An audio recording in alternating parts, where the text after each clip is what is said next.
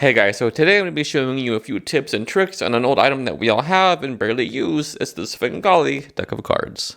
Svengali. Such a weird word. Svengali.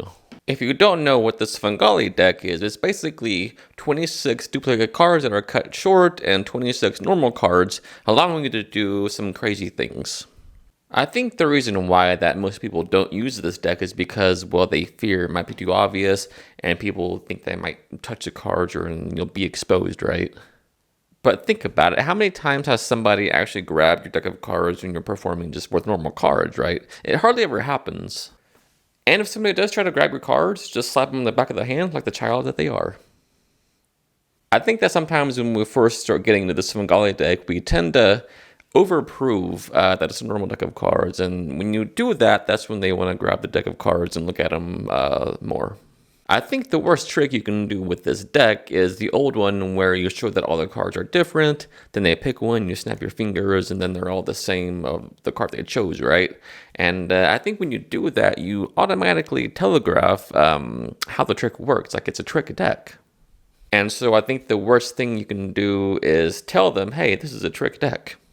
Instead, what you want to do is try and use this deck as a tool rather than a trick itself, right? So you could do things that normally would be impossible with a normal deck of cards, and using this Svengali deck, it could be accomplished and it'd be 10 times easier. I'm going to be showing you what and what not to do with this deck, plus a few cool tricks you can do with it. And let's get into it. Alright, so first things first, I think the number one handling of a Svengali deck is the one where we show all the cards are different like this, with this weird handling like this. I think all the cards are different. I mean, come on, who does this? Nobody shows cards like this unless you're using a Svengali deck. As soon as you do this, this is like the number one giveaway that you're using some kind of weird deck, right? I mean, most people know this. That's like the first thing you learn when you get this Svengali deck. So let's look at some more subtle ways we can show that all the cards are different without actually drawing attention to it. You could say things like, look, normally I have somebody pick a card like this, or sometimes I'll have them just think of one as I do this. And already by doing this and by doing this, that telegraphs subtly that all the cards are different without saying it. Another thing you can do is just casually give it a dribble to where they can see the faces like this. That way they're seeing all the faces as you dribble the cards like this. Another way you can show that all the cards are different without saying it or drawing attention to it is by giving it an overhand shuffle. Now, how does that work with the Svengali deck? Well, it works like this. Being that when you dribble cards like this or cut to a card, you're always cutting to a non-force card, right? So why not do that with an overhand shuffle action? So what you can do is hold it like this in middle grip with your index finger on the back so you can easily bend the cards like this, right? And what you're going to do is simulate an overhand shuffle, but really you're just popping cards off like this, off of your thumb, like this the whole time.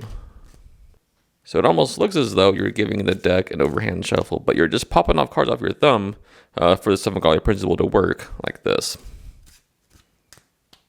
So again, what I was talking about earlier, you don't want to show the deck is all the same like this. So, most people like this. Look, all the cards are different. Then somebody picks a card. They look at it. It's the force card, obviously.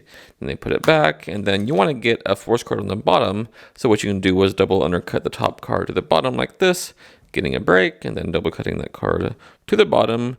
Then you snap your fingers, you turn the deck over, and you show that all the cards are now the same, which is their card. A very bad trick, very amateur, and I would not recommend doing that trick unless you want to just have fun at a party and then nobody really gives a shit. So a couple different ways you can mix Svengali deck. You can actually give it a riffle shuffle because the Svengali deck is working as it should as you riffle like this. So doing it in a riffle shuffle changes nothing. Everything stays the same, and you maintain your Svengali principle. Another way you can mix the deck and get the spectator involved is by cutting small packets all throughout the table in random spots like this, and then you can gather them up in any order you want to, and nothing changes. You could even give half the deck to the spectator, and you can show them what to do, like this, and both of you guys can do this, like a do as I do thing, and then you can have them gather them up in any order they want to, and again, nothing changes. So here's a really cool trick you can do with this Svengali deck. So what you want to do is get a card from a different deck that matches your force card of your Svengali deck and put this, in a cool prediction place in your pocket, wallet, a card box, whatever, and just have it on the side ready to go for the reveal. So what you want to do is do any of those mixing procedures that I taught you, and then the way it was written up is you have the spectator deal 2 piles like this, the whole deck. Now I'm here to tell you, every time I've done it that way, the spectator will be like, wait, with the whole deck? Nobody wants to sit there and do that with 52 cards. So instead what you can do is just dribble the deck like this and have them say stop anywhere. And you want to time it to where you have about, a third of the deck or a fourth of the deck. And this will work because anywhere they say stop, you're going to have an even number of cards, given the Svengali principle, right? So every time you're going to stop on a non-force card, and that'll be an even number of cards. So let's say they stop, right here is fine, and you give them the cards and put the deck aside. Now what you're going to do is ask them to deal the cards in 2 piles and watch where they put the first card, because that'll be the force card pile. So they put a card there and they keep dealing, and what's going to happen is in this pile here is going to be all the force cards when they're done dealing like this. So we have all the force cards in this pile and all different cards in this pile. Now what you're going to do is have them point to any pile they want to. If they point to the one that without the force cards, they say, great, we'll put these aside. And then with these cards, pick them up and just mix them around. And what I want you to do is take any card out you want to and put it right there. So they do that, and they put these on top of there. And here what you can do and say, look, you could have stopped anywhere. You could have stopped on any one of these cards, and you're just showing a few cards here, right? And you put these back on top here, and now here's a more convincer. You could say, look, you could have stopped anywhere. You could have stopped on the ace. You could have stopped on the 4. You could have stopped anywhere. And you say, remember, we mixed the deck. You said stop anywhere. You picked any card, but this card has been sitting here the whole time, which happens to be the 9 of hearts. What card do you have? And they turn it over, and it's the 9 of hearts. Naturally, if they pick the other pile containing all the force cards, then you go with that. It's a non-equivoke equivoke. Now when you're doing this, showing that all the cards are different like this, you're not saying, look, all the cards are different. You're just saying, look, you could have stopped here, here, here. You could have stopped anywhere. And then you're showing all different cards without saying it. And that is just a variation on Al Baker's original routine that he calls prediction. Just prediction. All right, so here's another fun trick you can do with the Svengali deck. Now, what you're going to do is have 2 spectators this time, and then on one spectator, you're going to dribble the cards like this and have them say stop anywhere. It doesn't matter where they say stop, the top card is always going to be a force card.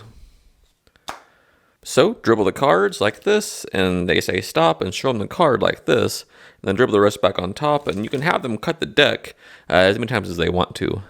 Now, when you're dealing with this Svengali deck, it's important to gesture like this, cut the pack anywhere you want to, like this, just so that they don't accidentally do one of these, right? Because if they do that, then you have to check to make sure there's no force card on the bottom, and then the trick might be ruined.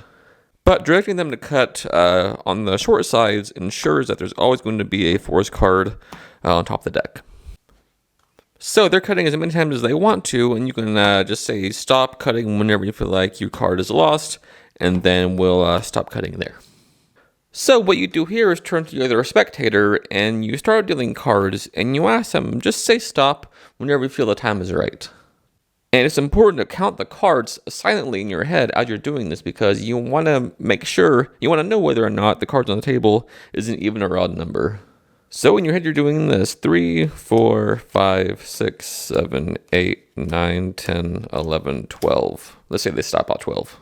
So if they stop at an even number like 12, we know that the next card is a force card, and the card on the top of the table pile is a non-force card. If they would have stopped on 13, then we know that the top card of the pile is a force card. Either way, we want to show them a non-force card, all right? It would be too easy to have them stop on the actual card, so we want to take it a step further, right? So what we do, we show them a non-force card. In this case, it's a 4. You could have said stop anywhere, but this is an indicator card. It's a 4, so what we do is we count 4 cards. That's 1, 2, 3, 4, and then you could have picked any card. You cut as many times as you wanted to, but you stopped on a 4, and it wouldn't be crazy if the next card is your card. So it's kind of like Ed Marlowe's perfect stop trick on steroids, right? It's completely impossible. They mix the deck, they cut the deck as many times as they wanted to. They set stop anywhere, and you always arrive with their card. Now, if they would have if they would have picked a 5, an odd number on the other hand, then the card on the table would have been their card, right? So you always want to make sure how many cards you've dealt, make sure it's even or odd to show the right card. But, sometimes counting can take away from performance and presentation, and then sometimes you can accidentally miscount or whatever, and you can show the wrong card. So here's a tip.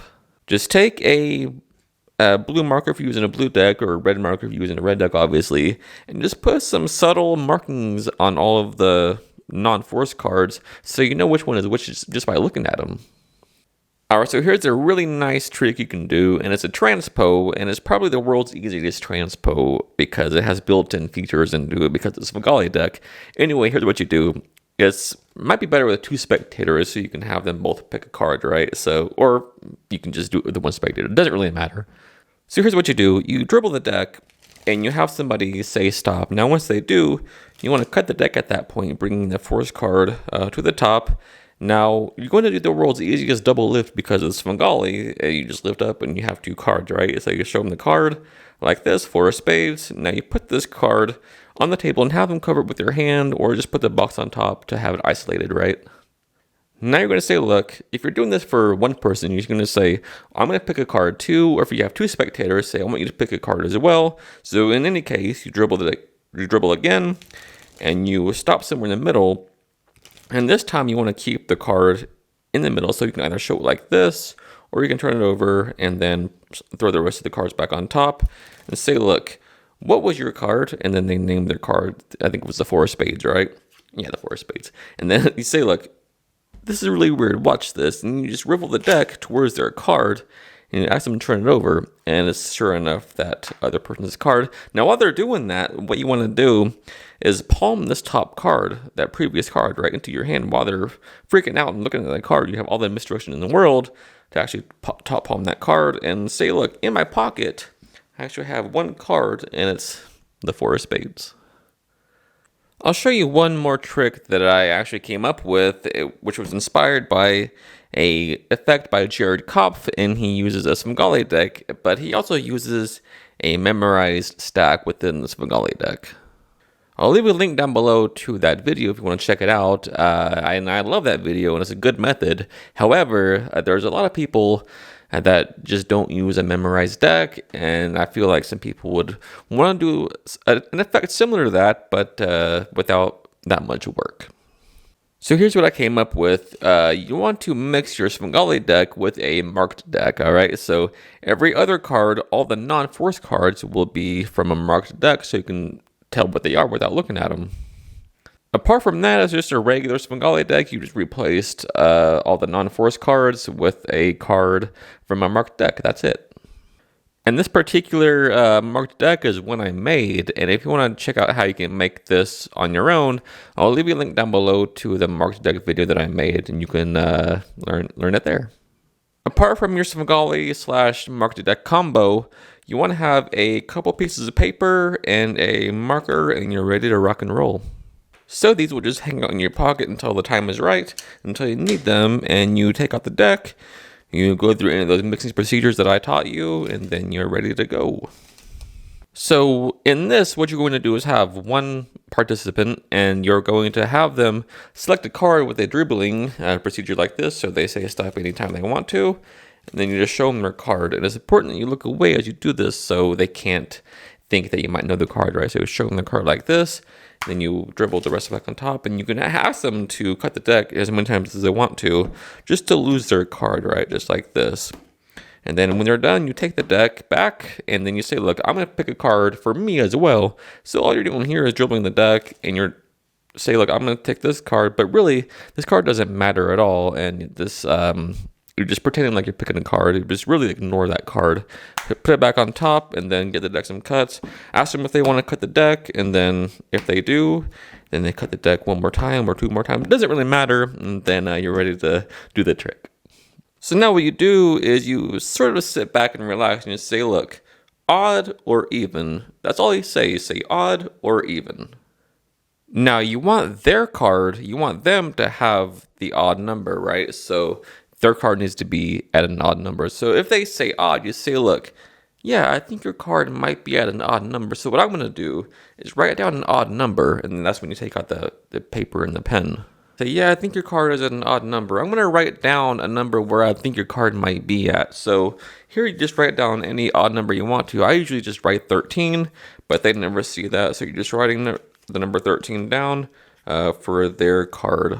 All right, so what you do here is you say, look, just so we're not thinking of the same number, why don't you pick out an even number for me? All right, so you give them the piece of paper and the pen, and they write down any even number. It doesn't matter, right? So let's say they name, I don't know, 12. Let's go with 16. We'll go with 16 for their number for you. All right, so they put that there. For the first time, what number did you write down for me? And they wrote 16. So we say, look, I'll count down 16 cards. And you always want to start with their number first, right? So you can get the big finish with their card, right? So they say 16. So you very fairly count down 16 cards as 1, 2, 3, 4, 5, 6, 7, 8, 9, 10, 11, 12, 13, 14, 15, 16. Without thinking about it, we know that this is an even number. And all we've got to do is look at the mark, and then that'll be our card that we apparently picked, right? So you say, look, you could have said any number. You could have put the deck as many times as you wanted to. I looked at a card, and my card was the 6 of spades. All I'm doing here is looking at the card, the marking, and I know it's the 6 of spades. My card was the 6 of spades. Let's see what we get. The 6 of spades. And I mean, wow, they are shocked at this. I mean, they're freaking out, right? So what you're gonna do is give it a minute, right? Let it simmer for a minute, right? And then put these cards on top, and then it's ready to go for their number. You see, the number I wrote down for you, I don't know why, but it felt right. I think your card might be at number 13. So you pick up the deck, count 13 cards. 1, 2, 3, 4, 5, 6, 7, 8, 9, 10, 11, 12, 13. It's an odd number, so it's always going to land on their card, right? It's a force card. So you pick it up, you say, for the first time, what was your card? They say 9 of hearts. Boom. So that's the last trick I have for you guys, and there's a lot you can do with this deck. I mean, don't limit yourself with the things you can do. Just don't do this whole thing, all right? Just don't do that. Oh, they're all the same now. All right, just avoid doing that, and you want to focus on how you can make your magic better using tools that makes it easier. All right, guys, so hope you enjoyed this video, and thanks for watching, and I hope that you'll dust off your old Svengali deck and give it a spin. Until next time, happy practicing. I love you guys.